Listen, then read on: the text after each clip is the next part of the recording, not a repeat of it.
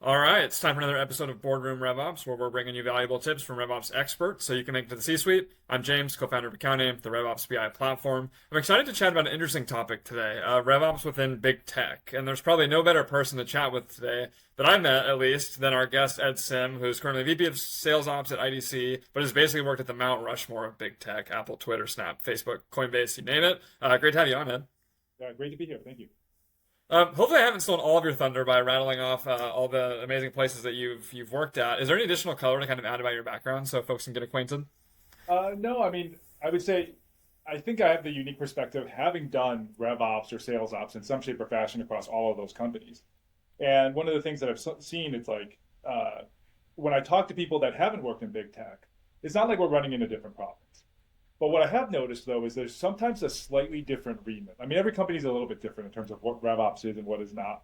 But one thing that I've seen in a lot of big tech companies, it's not true of all of them, but it's true of many of them, they often have a sales finance team, which works hand in hand with sales ops. And there's often like a splitting of who does what. And so, for instance, like when I was at Twitter, sales finance did the compensation, and Mm. whereas sales ops did the territory planning. And so that dynamic was somewhat unique in terms of the skill set or the remit would be split between those two teams. But generally speaking, though, like even if you have like a go-to-market finance team, they may be doing things like projections, cost modeling, outcome and the like. There's no question that sales ops is there to make the sales team successful. They're there to help build the muscle to help them get to the next level. Super helpful background. I think maybe we'll touch on that kind of like working with sales finance as well throughout the conversation. So you've worked at all those companies I just listed. They were at like kind of slightly different growth stages and scopes, I imagine. Is there kind of like a common thread across your career where you focus, or is it all fairly different? So I would say what was true of most places, with the current exception of where I am today, it was joining really during the hypergrowth phase. Mm. So joined Twitter right before the IPO, joined Snapchat before the IPO, went over to Facebook to join a rapidly growing team. I mean, obviously they had an IPO by that point. And there's certain dynamics when you are in that stage because there's a lot of like uncontrolled growth, like things going very, very fast, a real bias towards speed. And it takes a fair amount of discipline and maturity to say, hey guys, let's slow down and build something that's going to last for the future. And so on one hand, it feels like you're throwing a wet blanket on things. But in reality, like I think further down the line, you can pause and look back on what you did and you can say, like that process, for better or worse, is something we architected back then. And if it's for that reason that we're not just throwing bodies at the problems, that we're not just living in Google spreadsheets, there's actually a workflow that we can take advantage of in Salesforce. I'm curious. That kind of touches on like speed versus scale to an extent as well. I kind of want to unpack this a little bit later, but since you brought it up, like how do you think about that in like the world of big tech? Facebook known for move fast and break things. You don't want to be a web blanket. Like how do you manage that internally? They say, what's funny is like move fast, break things. That was very much with coding in mind. And Sure. one of my really good friends, who's the head of product at Spotify Ads, used to have this saying. He's like, if you ever ship a product and you have no P zeros on launch day, you didn't add enough features. And very much like you want to take that right level of risk. And what I would say then is about like, the idea between hyper, scale and moving fast is like you have to think of the right level of risk. And oftentimes where I like to go is people sometimes over engineer and they build too early. Hmm. And as a consequence, when you build too early, you don't build the right thing. And so what oftentimes ends up happening, and my kind of rule is like, what is our MVP? What is enough for us to get the process moving? And sometimes this may mean actually you do a mock-up in spreadsheets.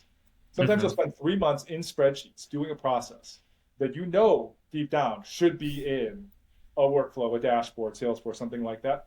But what the 3 months gains you is prototyping and proof of concept. And what it does is it also tells you what things are really sticking and what things are not. So that when it comes time to build things, you know exactly what matters to the team. You know exactly what resonates. And this was a point, I know that we had brought up, discussed at another point was you always have to be really careful about Salesforce bloat because very quickly you'll hear, I want to solve this problem, I want to solve that problem. And I joke that all Salesforce bloat was paved with good intention. There was a reason why you did it. There was something thoughtful, but something broke down, and maybe you were a little bit over your skis, or you had a best case in mind. And those are the things to really be careful about. And so that MVP, the dry run of the process, even if it's a few months in spreadsheets, you learn a lot.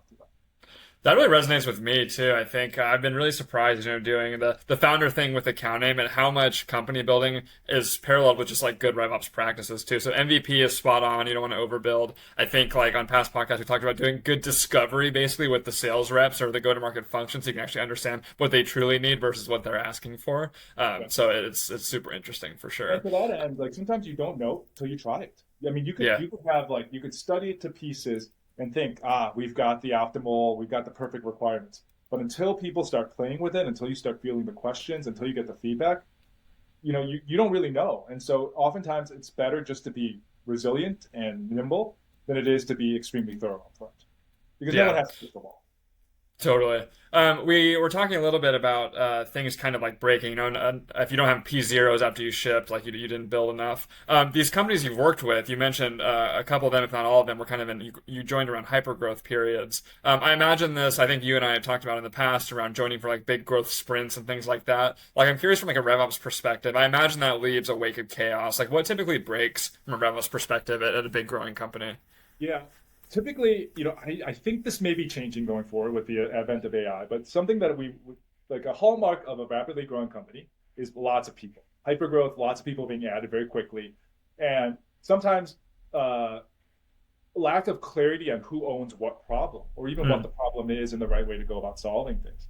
And so then what ends up happening then is you'll notice that there is some issue that needs to get solved.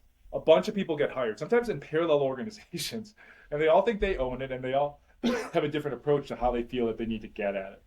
And so what I think really matters in that moment in time is like over announcing, just doing what you can to drive the alignment, be super clear, add value where you can, but then also just be coordinated with one another. Because I've been in plenty of situations where at best you're creating alternate solutions. At worst, you're actually creating like political systems against each other that just don't work out in anybody's favor. So knowing what the problem is, who else is working on the problem, building the alliances, and really just getting the work to the right spot. Yeah, I worked in one fairly sizable tech company in a past life, and man, it was hard to navigate internally between the different departments and bureaucracy. And so I think like what you said makes sense, but alignment is so hard in practice, as I'm sure you've felt. Like any tips or tools that you've experienced that work well for like go-to-market alignment at scale, I'll call it, or just in a big org at least. Yeah, it's a good question because there's a lot of wrong ways to do it. And I think the wrong way is to spend lots of time in meetings. I think the right way to do it is just let your work speak for itself and just identify and run to the problems. And I think there's this delicate balance, and I know we're going to get into this a little bit more of like being helpful and being useful. And they're not always the same thing.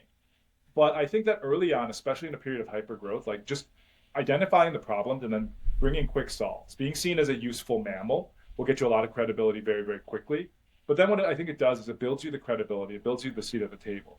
And so then what I think it naturally ends up happening is in all but the worst organizations, and I've been in some of those, which I will remain nameless for today's conversation, like people want to help each other. They don't want to just they're not there for the game. And so when they see that you're helpful, they'll realize they've got plenty of work to do, and so other work to do. And so they'll make space for you and they'll coordinate with you. And I think just having that dialogue, creating enough space that you are building the alignment, I think that's really the key to it. And so I think a big part of it too is like, especially in a newer company where the connective tissue is still forming, dedicating enough of the time to actually do that networking. And I don't mean networking in the classic sense. I mean like network building, like determining what the connective tissues are, determining what the processes are, where the handoffs could be, what everyone's responsibilities are. And the thing is too, it's like, I would also say the main point that I'll make here is don't overcook it. Very similar to what I mentioned before, because one thing that I did see is every 3 to 6 months, which team owns stuff would always change. Oh yeah. And if you were overly committed to it, like you would just lose because you were just, too stagnant. But if you're just kind of cool with like, you'll see processes move, you'll see people move, but if the relationships are robust, like you won't skip a beat. Yeah, that's great. I think that's the biggest difference that I've seen too. Is like the importance of relationships in bigger companies too, just to get things done, identify problems, and the like. Let's take a step back. We kind of dove right in, which is awesome. But I want to talk a little bit about like, I don't know, I'll call it maybe the anatomy of like RevOps in big tech. And so I'm curious, even like, What does RevOps even look like in the biggest companies? You mentioned the sales finance distinction earlier, which is helpful, but like, can you maybe like compare and contrast your experience or like the through points of what RevOps looks like in these big orgs to maybe help a listener decide like if this is interesting to them? Yeah. Typically speaking, the largest companies that I've worked with will generally split their RevOps or sales ops teams kind of into three areas. One is what you would call like a field sales ops team. And this is like largely based in terms of like what your go-to-market is. They're largely aligned to your go-to-market. So for instance, you have a field sales team in the UK, one in Singapore, one in the US.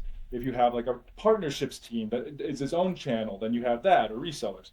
And the idea there is that they're largely mapped to the sales leaders, and they very much are, the chief of staff or the COO to the sales leader. So that's Mm-hmm. one major field, and that has its own unique set of skills that is more tightly business aligned. There'll be a second group, which is largely what I would call like centralized. Like some places, like in startups, they'll call it like go-to-market strategy. But in the bigger companies, they may call it like central, or Facebook calls it mission control. And the idea is like stuff that scales and goes to all the teams is really set here. So, say CRM management, data governance, maybe core analytics, other like maybe contracts, deal desk tend to sit here. And the idea there is it's agnostic, it's a force multiplier for the entire organization, Mm-hmm. and you want to do it global.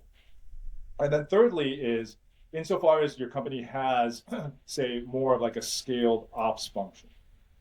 Like this could be oftentimes like, in the ad world, there's a lot of like insertion order processing or maybe ticket responses to customers, like stuff that just, is more of a high volume, low touch, low complexity kind of thing tends to get then centralized. And then this could be anything from like the agents themselves reporting to this, or you have BPOs that you're using to then manage that. Is it super helpful? Is there, and then of course this is contextual and depends on goals and geography and the like, but do you have an opinion or perspective on where you'd recommend folks spend their time? Is it based on their existing skills, their interests? I'm sure it's a combination of both, but if someone's like kind of trying to make the most of their experience, do you have a view? It's a good question, and having sat in all of them, there's value in just rotating across all of them. And what Mm-hmm. I would say is part of it too. It's like you don't know until you try, and Sure. you may have certain, like if you're, for instance, more on the technical side, that naturally will incline you to the central or the strategic operation side, especially if you want to do stuff like Salesforce.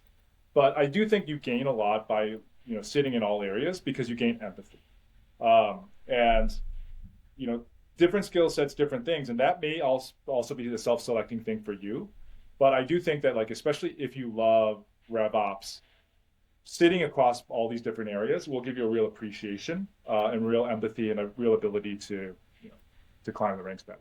Yeah, that's the cool thing of like bigger companies too, is the ability to be a little bit more mobile, I think. So that's a good call out for sure. You used the term, I think, go-to-market strategy for one of those teams. I hear from folks a lot that like they of course acknowledge a lot of the tactical work that has to happen in RevOps, like many jobs. But they also really want to have some strategic element. They want to feel like they made a difference on like business outcomes, business decisions. Are you finding that in big tech this is the case for RevOps? I guess like where have you seen RevOps plug in with like quote unquote strategic work, which admittedly is a pretty like nebulous term. Yeah, it is. And so if you define strategy as what you don't do, or maybe a slightly different way is how do you allocate precious resources? Yeah. Everyone is doing strategy. But there is an element of like, well, am I doing the sexy stuff? And what I found in practice is the best operators are the best strategists are the best operators.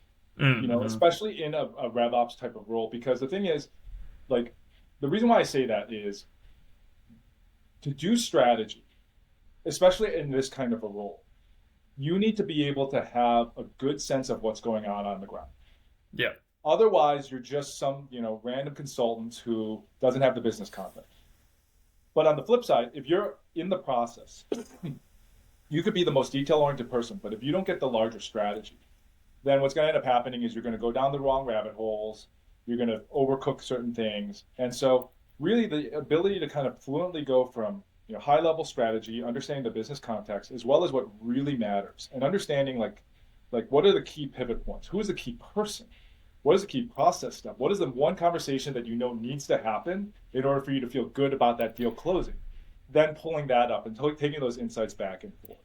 And so the truth is like anyone that tells me, oh, my job is too operational, I would say you're not being creative enough. And what I would actually say to most people, most RevOps folks are overlooked.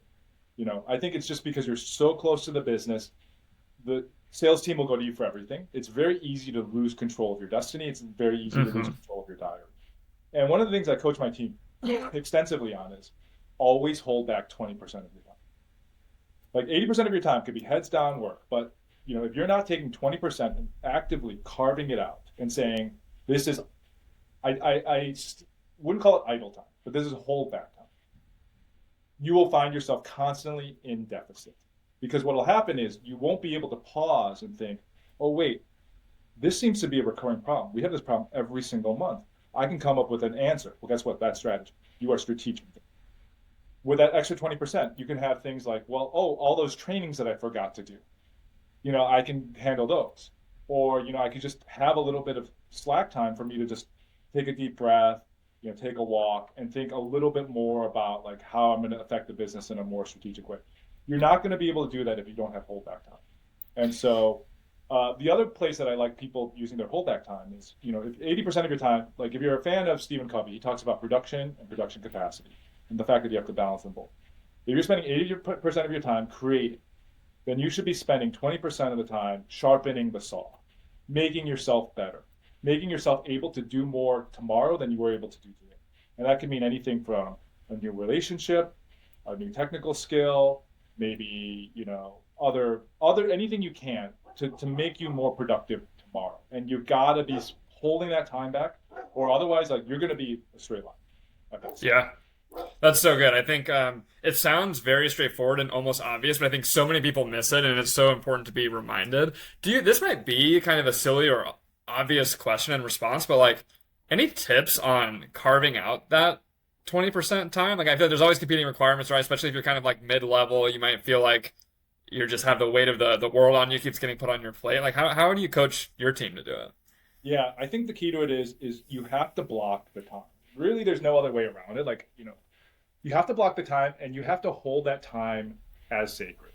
And one of the common things that I'll hear from people is, well, what if I get an urgent request and I have to take a meeting? Well, first and foremost, I would like to tune your definition of urgent, right? Because there's plenty of things that will come through across your desk and you will think that it's urgent and you have to drop and it has to hit your block time. I would challenge that. Like, it's obviously very different if the CRO comes crashing down or it's end of month. But then what I would also say then is acknowledge too that it's there may be certain points in the month that just naturally leave themselves for more open time. And so first and foremost, it's like anything that you value and prioritize, like any big rock in life, you've got to put the time there and respect it. And if you don't respect it and you have to move it, prioritize putting something else in.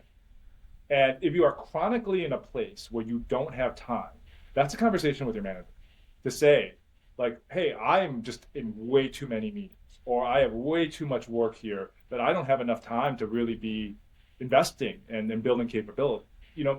That nomenclature may not be obvious to everybody, but the idea that you want to be doing more strategic work or you want to reserve space, I think most managers will resonate with, especially if you frame it in the term of, say, stretch opportunities, training, or other things like that.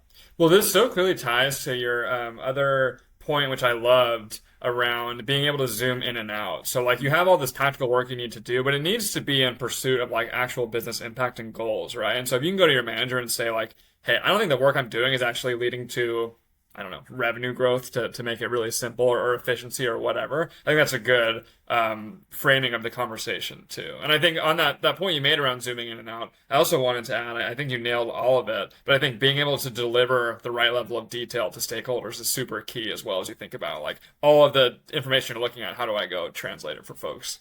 Yeah, and that's a tough one too. And so very much storytelling is an art form. And for whatever reason, I think that RevOps, it's interesting. When I've gone through the RevOps circuits, you hear a lot about Salesforce and pipelining and such. What I find interesting though is storytelling is not as key of a thing. And I wonder if that's, we're leaving, fruit on the vine there. And it perhaps matters more for certain teams more than others. I don't mean to throw everything to the go-to-market strategy team, but oftentimes because they're making the decisions about which channels to focus on or what approaches to use, maybe have to do more of that work. But Hmm. even as a RevOps person, like a territory or channel sales ops person that is working with the sales leader, sometimes your hardest decisions are telling them that they are under allocated on some of their key accounts. And the storytelling behind that is very much a nuance. And it's a skill that you have to develop. I love that. Any specific examples or tips on like that actual conversation from your experience? So many books have been written on the art of storytelling. I would say if you just sort of start with the framing of what's in it for them, Hmm. how do I, what's in it for them, and how do I relate to them in their frame, that'll probably take you 80% of the way there. To take the empathy and to pause and say, if I put myself in their shoes, what things are they going to think about? What things are they going to care about? What data points are they going to see? And they're going to say, I don't believe, Yeah. right? Because I do think like the the the art of it is if you know that it's a data point that no one's going to contest, you can quickly flash it up and move on. But if it's something that you know is going to result in defensiveness, reaction, then actually, and this is something you learn from consulting, you don't have the debate in the room. If you have the debate in the room, it's like a courtroom. You've already lost. You need to have all the pre-wiring done up front so that when it comes time, the key people in the room who need to reinforce your point already know the story, are already prepared to speak up, and then land credibility to your point right up front in there so that you're not having a fight then and there.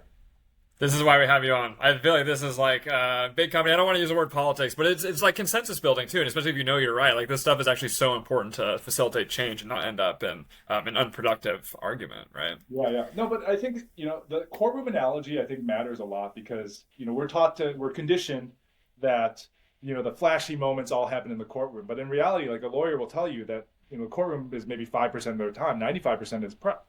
And Hmm. in a very similar way, if you're going to have a big presentation, all your prep, what really is going to land is what happens up front. Yeah, that's great. We only have a few minutes left, sadly, and I think this has been great. I wanted to just spend a few minutes on like some of your reflections around like your career. Yeah. Hopefully not to embarrass you, but you've been very successful, leading sales ops at a big company, and you've worked at all these other great companies as well. You kind of touched on it earlier, but I know from our past conversation, you've moved across various go-to-market functions, people analytics, strategy. You started as a consultant. Like, what are the lessons you have around like the broad scope you've taken as it relates to like career growth? Yeah. What I would say is, I remember early on in my career, when I was fairly young, like just a few years out of business school, an older colleague once said to me that you really want to make sure that you maximize your 40s. And I thought that was very odd, very, very odd. And he made the comment that, like, and I've had this reinforced through the years by many older mentors, 40s are a very, very key year for you or the key decade, because it's a time when you've built up enough credibility and business expertise, but your energy level isn't tanking. And so you have that like good mix of ability and energy. And your 40s can really make a big difference for what you accomplish, for your financial state, what you're able to, build for your family. And so what I would say is like you definitely want to explore, try things, but as you start to emerge like in your late 30s, early 40s, really start to coalesce something in your mind of this is the 1%. I am the top 1% of this one area. And you can say it with confidence. And when it comes time for you to interview and negotiate your salary and your position, that you can say with clarity, I am one of the best people in the world in this area. And if you can say that, like, it's going to open doors for you because your message will be super clear when it comes time for you to recruit, when it comes time for you to, talk to headhunters or anything like that in terms of what you want. But then just in terms of your ability to land then on the ground and have that confidence to say, I can change something here. I might not have all the context. I might be new to the organization. I might not know the industry, but I'm in the top 1% in this area. I'm here to kick ass. I love So that. First, that makes me feel really inspired at sitting at 32 when I wake up and feel that I'm getting old. It's good to know that 40s are the decade that matters. But I also wanted to tie that into, so how does that make you think about the different things you've done? Is it the sense that like you have learned more, so you're going to be more prepared for that decade, or that you, by doing these things, you're understanding what you're like top 1% at? It's both. I would say it's both. And it's also to a little bit of maybe a permission structure for those that are in their 30s and feel like, oh man, don't have it figured out, or I haven't hit my payday yet. I mean, I remember one of my mentors told me that in his last year of working, he made more than his first 15 years put together. Oh my gosh. And it happens, like, because you hit those leverage points. And when you hit those leverage points and you know exactly what you are and what you're good at and what your storyline is, then, you can really lean into those moments. And so what I would say is, like, in your 20s and 30s, especially when you're cheap, like, here's the problem is, like, when you have like 15 to 20 years of experience, people don't want to take risks on you. You're too expensive. But early on in your career, you can kind of meander around, especially if you're in the internal job market. You might not have any experience in XYZ thing, but because you have a good, strong internal reputation, the hiring manager will bring you on board and you'll do something completely different outside of your wheelhouse. And I'd say use those opportunities to continuously develop what your core skill is. And depending on what those core skills are, like, lean into those. Like, there's a great quote from Walter Payton, which is, if you're good at it, you tell people that you're good at it. But when you're great at it, people tell you that you're good at it. And so, like, start paying very close attention to what things start to resonate, what you get credit for, and continue to experiment. And what I would say is, like, there's something to be said also as well. There's the concept of, like, the 10,000 hours of practice. But those 10,000 hours, they need to be very deliberate. And oftentimes being deliberate means doing it in a very, like, you're doing the exact same thing, but you're doing it in a very conscious way, which means you're not just going through the motions. You're being very, very thoughtful about it. You are trying slight deviation. You're actually reflecting after the meetings, and you're writing down notes about what you can do differently. You're being very active about your relationships. You don't do the spreadsheets the exact same way. You try new things, and you improvise, and you're open to new tools or AI and the like. And so, those are the things that really matter, that make the difference between, there was a great saying, which is, there are people that work for 20 years and have 1 year of experience, lived 20 times, and then other people that have true 20 years of experience. Yeah, that's a really good question to reflect on. I think I know where you're going to shake out on this based on your take just now, but how should folks, or how do you think about, like, in your career, there's kind of, you can chase titles, which I hate to use the word chase because sometimes it just makes the most sense and you've earned it and all these things, versus learnings from meandering, or even just when seeking new roles. Yeah. Should I shoot for that next level up? Yeah, so I have two answers to this, and they come from two different mentors. So one was a business school professor who made the observation that people that tend to get to the highest career title quickly tend to do in a straight line. And what I mean by this is, like, not to pick on accounts, but let's just say you start off as an auditor, you do internal audit, and then you go up, you become director of accounting, then you become VP of accounting, and then you become chief accounting officer. You may get there in 15 years, especially if you're a crack accountant. But guess what? You are never doing anything else ever again. Yeah. You are an accountant for the rest of your life. But then you'll see other people that say, what, and this is kind of what I was saying before with the experimentation. You do a rotation in marketing, and you try accounting, you go to finance, you do sales, you do product management, you kind of do this, and then you go up a level, and then you hop around, and then you go up a level, and you try, you do a stint in internationally, an expat assignment, you try something completely different. And what ends up happening then is you build enough of a broad base and enough of a context, and your pattern matching becomes so good that you are useful in basically every situation. You may not be the expert, but you're useful, and you can help drive decisions in that point. And the observation that my business school professor made, who himself was a former Fortune 500 CEO, was the people that tend to make it, who get there fast, stay focused. The people that get the farthest tend to take their time, and they stay focused. Okay. Yeah. That's really thoughtful. Ed, sadly, we're out of time. This was full of wisdom. I feel like I just went through a therapy session, which is awesome. So thanks so much for spending the time. It was a really fun conversation.